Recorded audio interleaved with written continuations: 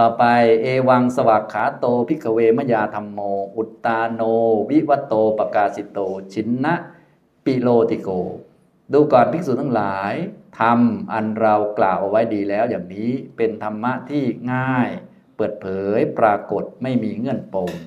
เอวังสวากขาเตภิกขเวมยาธัมเมอุตตาเนวิวัตเตปกาสิเตชินนะปิโลติเกดูก่อนภิกษุทั้งหลายครั้นเมื่อธรรมอันเรากล่าวเอาไว้ดีแล้วอย่างนี้เป็นธรรมที่ง่าย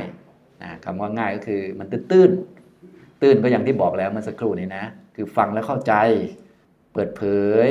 ประกาศอริยสัจทำให้อริยสัจปรากฏไม่มีเงื่อนปมไม่มีสิ่งผิดพลาดใดๆเยสังภิกขูนางตีนิสัญโยชนานิปหีนานิสัญโยชน์ทั้งหลาย3ประการอันภิกษุเหล่าใดละได้เรียบร้อยแล้วอันนี้ก็ละได้ด้วยโสดาปฏิมักละสักกายทิฏฐิวิจิกิจฉาสีลปตะปรามาสสัพเบเตโสตาปันนาภิกษุทั้งหลายเหล่านั้นได้ชื่อว่าเป็นพระโสดาบันเป็นผู้เข้าถึงอริยมรรคครั้งแรกครั้งที่1อวินิปาตธรรมาเป็นผู้ที่ไม่ตกต่ำอีกเป็นธรรมดาไม่ตกไปอบายแล้วไม่ตกไปเสื่อมอีกต่อไปแล้วไม่ขึ้นลงแล้วเหลือแต่ขึ้นอย่างเดียวข้างขึ้นอย่างเดียวแล้วนิยตาเป็นผู้แน่นอนสัมโพธิปรายนา